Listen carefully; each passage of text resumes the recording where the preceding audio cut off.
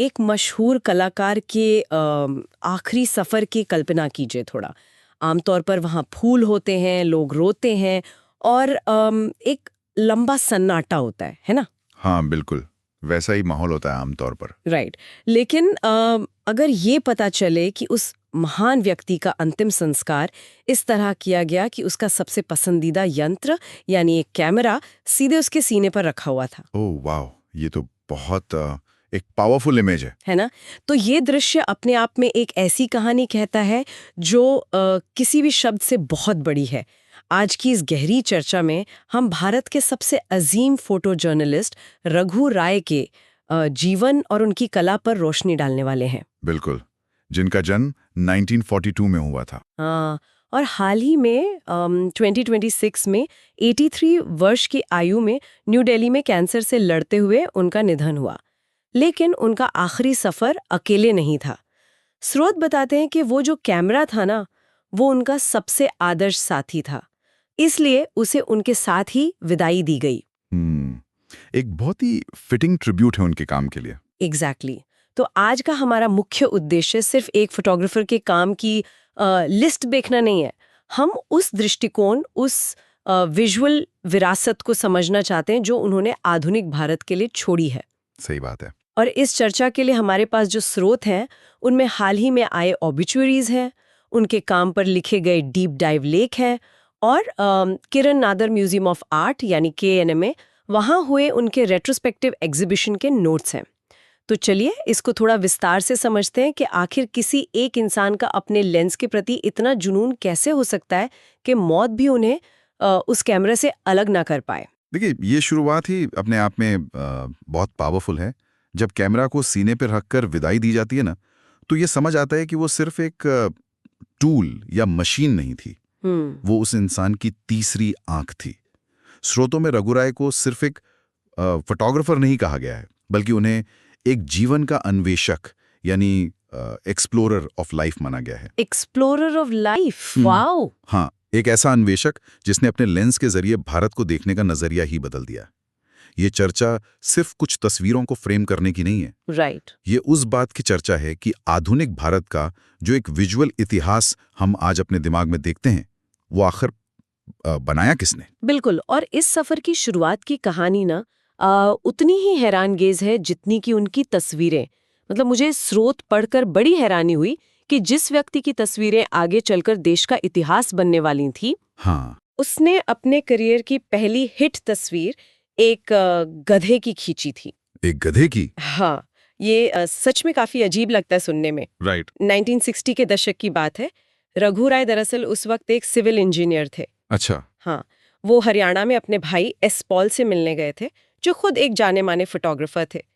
वहां बस ऐसी वक्त बिताते हुए उन्होंने एक गधे के बच्चे की तस्वीर खींच ली और पता चला कि वो तस्वीर सीधा लंदन के मशहूर अखबार द टाइम्स में छप गई। क्या बात कर रहे हैं, द टाइम्स में सीधा? हाँ, ये तो बिल्कुल वैसा ही है जैसे कोई कैफे में बैठकर टिश्यू पेपर पर कुछ यूं ही ड्रॉ करे और अगले दिन वो ड्राइंग दुनिया के सबसे बड़े आर्ट म्यूजियम की दीवार पर मास्टरपीस के तौर पर सजा दी जाए। बिल्कुल। सिविल इंजीनियरिंग से सीधे अंतर्राष्ट्रीय अखबार का पन्ना, ये तो किसी हादसे जैसा लगता है ना? यहाँ सबसे दिलचस्प बात यह है कि इस एक हादसे ने एक ऐसी आजीविका की शुरुआत की जो अंत तक चली। लेकिन देखिए, इसको सिर्फ किस्मत कहकर खारिज नहीं किया जा सकता।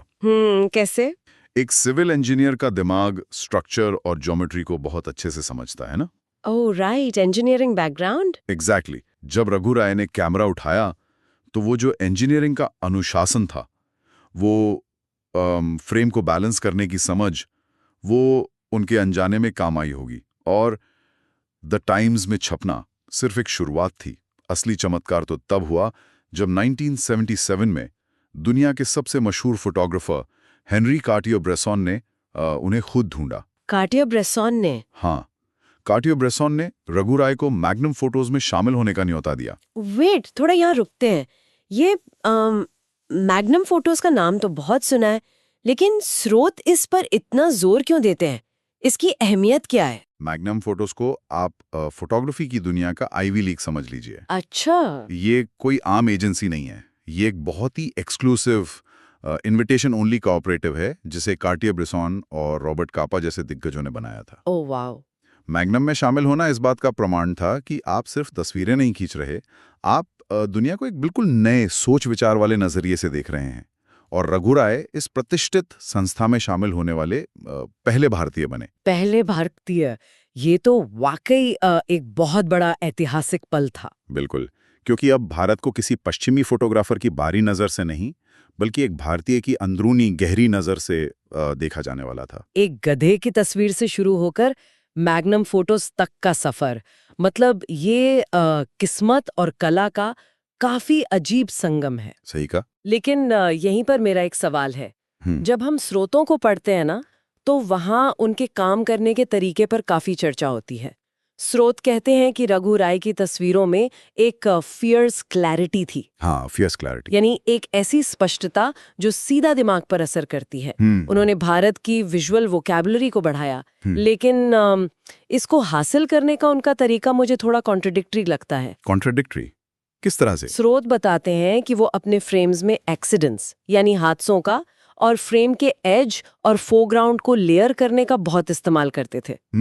अब अगर फोटोग्राफी में इन एक्सीडेंट्स या इत्तेफाक का इतना बड़ा रोल है, तो क्या ये सिर्फ सही वक्त पर सही जगह खड़े होने का खेल नहीं है? अच्छा, मैं समझ रहा हूँ आपका पॉइंट। हाँ, मतलब अगर अचानक से कुछ हो गया और आपने बटन दबा दिया, तो उसमें कलाकार का क्या कमाल। क्योंकि स्रोत ये भी बताते हैं कि राय मानते थे कि एक तस्वीर कभी कैजुअल नहीं होती, उसे कमाना पड़ता है। अब ये दोनों बातें एक साथ कैसे सच हो सकती हैं? या तो फोटो एक्सीडेंट है या उसको दिल लगाकर कमाया गया है। तो मुझे यहाँ थोड़ा पुशबैक देना पड़ेगा। ये पुशबैक बिल्कुल बनता है, और यही तो उनकी कला का सबसे गहरा राज है ना। अच्छा, इन दोनों बातों में कोई कॉन्ट्रडिक्शन नहीं है, बल्कि ये एक ही सिक्के के दो पहलू हैं। इसको हम ऐसे समझते हैं कि लेयरिंग, फोरग्राउंड और एज का आखिर मतलब क्या होता है। हाँ बताइए। आमतौर पर कोई अनुभवी फोटोग्राफर जब किसी मंदिर या किसी महान इमारत की तस्वीर खींचता है, तो वो उस इमारत को बिल्कुल फ्रेम के बीच में रखता है ना? राइट, सेंटर में। लेकिन रघु राय ऐसा नहीं करते थे।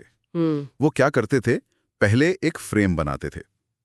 वो तस्वीर के आगे वाले हिस्से में, यानी फोरग्राउंड में, शायद सड़क पर सोते हुए एक कुत्ते को रख लेंगे। फिर तस्वीर के किनारे पर, यानी एज पर, किसी थैले वाले को फ्रेम के अंदर आते हुए लेंगे, और बैकग्राउंड में वो इमारत होगी। मतलब उन्होंने एक पूरा स्टेज सेट कर दिया है। ओह, ओके। अब वो उस एक्सीडेंट का इंतजार करेंगे, वो पल जब कुत्ता अचानक आंख खोले और थैले वाला ठीक उस रोशनी में आ जाए जो इमारत पर पड़ रही है। ओह, तो वो एक्सीडेंट का मतलब किस्मत के भरोसे बैठना नहीं था? बिल्कुल नहीं। उन्होंने माहौल पहले बना लिया था और बस उस एक परफेक्ट घटना के होने का इंतजार कर रहे थे। एग्जैक्टली। तस्वीर को कमाने का यही अर्थ है। आपका ध्यान हमेशा आसपास की दुनिया पर केंद्रित होना चाहिए। कार्टियर-ब्रेसन इसे द डिसाइसिव मोमेंट कहते थे, और रघु राय ने इसे भारतीय माहौल में अपना लिया था। वाओ! और उनका जुनून इस हद तक था कि स्रोत कहते हैं वो अपने बिस्तर पर भी एक लोडेड कैमरा के साथ सोते थे, सोते वक्त भी। वेट, बिस्तर पर लोडेड कैमरा रखकर सोना। सच कहूं तो ये पैशन से ज्यादा थोड़ा पैरानोया यानी पागलपन जैसा लगता है। हाँ, लग सकता है। आखिर रात को सोते वक्त कौन सी ऐतिहासिक तस्वीर बनने वाली है? ये तो सीधे तौर पर रेस्ट करने से इनकार करना हुआ ना? देखने में ये एक पागलपन जरूर लगता है, लेकिन एक सड़क पर या बंद कमरे में रोशनी और छाया, यानी लाइट एंड शैडो, अचानक कोई अजीब सा आकार ले सकती है। ये भी है। उनका मानना था कि अगर आपका हथियार आपके पास नहीं है, तो वो पल हमेशा के लिए चला जाएगा। वो दुनिया को एक कंटिन्यूअस विजुअल स्ट्रीम की तरह देखते थे जो कभी रुकती नहीं है। कमाना उसी लगातार तैयारी का नाम है। और इस जिद का एक और रोचक पहलू स्रोतों में मिलता है। एक तरफ वो इतने सख्त थे कि मीडियोक्रिटी यानी औसत दर्जे के काम से उन्हें सख्त नफरत थी। बिल्कुल। स्रोत कहते हैं कि वो अपनी हजारों तस्वीरें रद्दी में डाल देते थे अगर उन्हें लगता था कि वो उस फियर्स क्लैरिटी तक नहीं पहुंची हैं।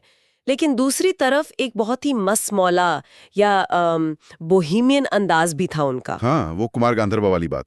एग्जैक्टली। स्रोत मेंशन करते हैं कि शूट के दौरान चाहे कितनी ही भीड़ या शोर क्यों ना हो, वो क्लासिकल संगीतकार कुमार गांधर्व के गाने गुनगुनाते थे। एक तरफ इंजीनियरिंग जैसा स्ट्रिक्ट फोकस और दूसरी तरफ शास्त्रीय संगीत की मधुर लय। ये दोनों चीजें मिलकर उनका पैशन फॉर लाइफ बनाती थी। सही कहा आपने। और अगर हम इसको बड़े पैमाने पर देखें तो जब इस हद का जुनून और समझ रखने वाला एक इंसान अपना लेंस एक पूरे देश पर फोकस करता है ना, तो जो रिकॉर्ड बनता है वो आम नहीं होता। बिल्कुल। उनका आर्काइव सिर्फ सुंदर तस्वीरों का संग्रह नहीं है, वो आधुनिक भारत की जीत, उसके जश्न और उसके सबसे गहरे और दर्दनाक घावों का दस्तावेज है। हाँ, और इस दस्तावेज की अहमियत पर आते हैं क्योंकि स्रोतों में कुछ ऐसी ऐतिहासिक घटनाओं का जिक्र है जहां उनका कैमरा देश की सच्चाई दिखा रहा था, बिना किसी राजनीतिक पक्षपात या बायस के। अगर सिर्फ एक विजुअल हिस्ट्री की तरह देखें तो उन्होंने 1971 के बांग्लादेश लिबरेशन वॉर को कैद किया और उसके बाद आए भयानक शरणार्थी संकट की तस्वीरें ली। सही बात है। उसके बाद इमरजेंसी का दौर और फिर ऑपरेशन ब्लू स्टार की घटनाएं। हाँ। लेकिन इन सब के बीच जिस एक घटना पर स्रोत सबसे ज्यादा जोर देते हैं वो है 1984 की भोपाल गैस ट्रेजेडी। हाँ, वो काफी दर्दनाक था। स्रोत स्पष्ट कहते हैं कि उनकी खींची गई तस्वीरें आज भी उस त्रासदी का सबसे प्रामाणिक रिकॉर्ड हैं। पर यहाँ मुझे थोड़ा समझना है कि उनकी खींची तस्वीरें बाकियों से इतनी अलग और डिफिनिटिव क्यों मानी जाती हैं। उसका कारण उनकी वही लेयरिंग और ह्यूमन कंडीशन पर उनका फोकस था। अच्छा। जब भोपाल में गैस लीक हुई ना, तो अगले ही दिन रघुराय वहां पहुंच गए थे। उन्होंने सिर्फ इंडस्ट्रियल प्लांट की तस्वीरें नहीं ली या सिर्फ आंकड़े नहीं बताए। उनकी एक बहुत मशहूर तस्वीर है जिसमें एक छोटे बच्चे को दफनाया जा रहा है और उसकी बेजान आंखें खुली हुई हैं। ओह हाँ, स्रोतों में इसका जिक्र है। कौन थे? उन्होंने सिर्फ वक्त को रिकॉर्ड नहीं किया, उन्होंने उस सन्नाटे और उस दर्द को एक फ्रेम में बंद कर दिया। यहाँ पर बात सच में बहुत रोचक हो जाती है क्योंकि जहाँ एक तरफ उनका लेंस इतनी भयानक घटनाओं पर फोकस था, वहीं दूसरी तरफ वो भारत की आत्मा यानी उसकी संस्कृति को भी उतनी ही गहराई से एक्सप्लोर कर रहे थे। बिल्कुल। एक ही कैमरा से उन्होंने भोपाल के दुख को देखा और उसी कैमरा से पुरानी दिल्ली की तंग गलियों की धून को कैद किया। उन्होंने गंगा के घाटों पर होने वाले आध्यात्मिक संगीत को महसूस किया और महाकुंभ के मेला में उमड़े इंसानों के उस विशाल समुद्र की गहराई को वैसे ही फ्रेम किया जैसे उन्होंने राजनीति को किया था। सही बात है। और ये इसलिए मुमकिन हो पाया क्योंकि उनकी नजर में कोई हायरार्की नहीं थी। मतलब कोई छोटा बड़ा नहीं था उनके लिए। महाकुंभ में बैठा एक अनजान साधु उनके लिए उतना ही बड़ा सब्जेक्ट था जितना देश का कोई प्रधानमंत्री। और इस बात का सबूत उनकी इंटीमेट पोर्ट्रेट्स में मिलता है। 20th सेंचुरी को आकार देने वाली महान हस्तियों की उन्होंने ऐसी तस्वीरें ली हैं जहां उनका रुतबा नहीं बल्कि उनकी इंसानियत झलकती है।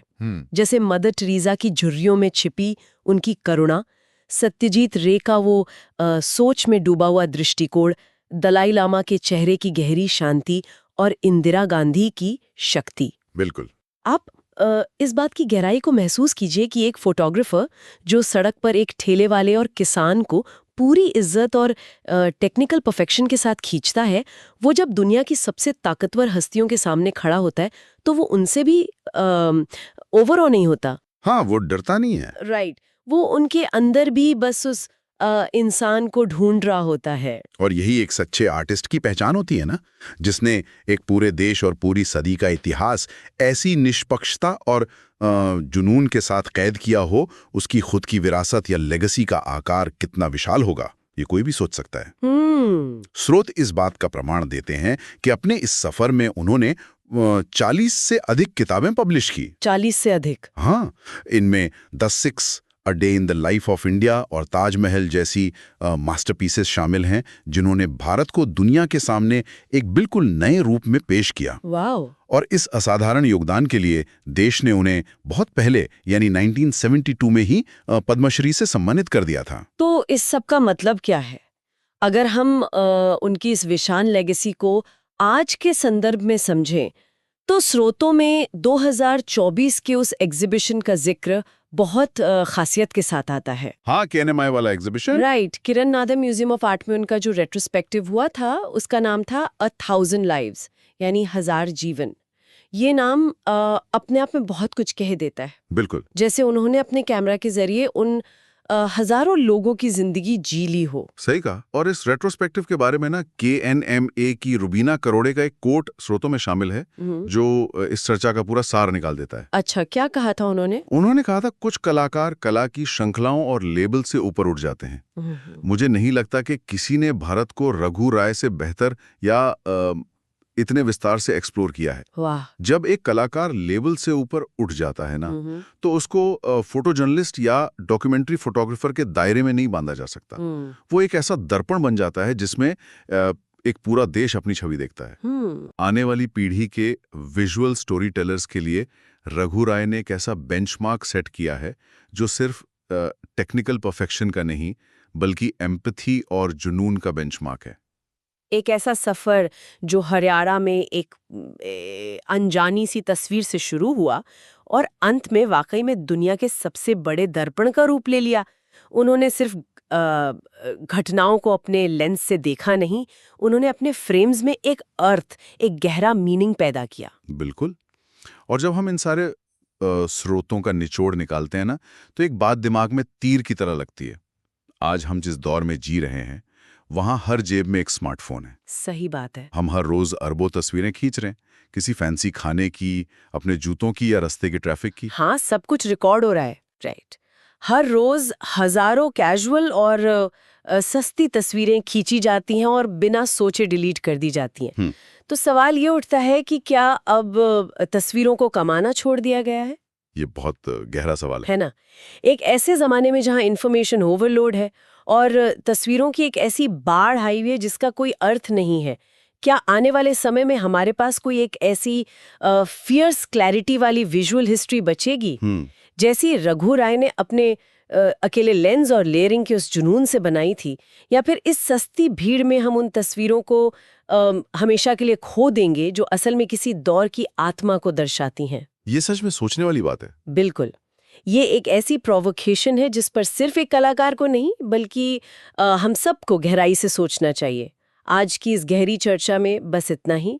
मुलाकात होगी अगली बार एक नए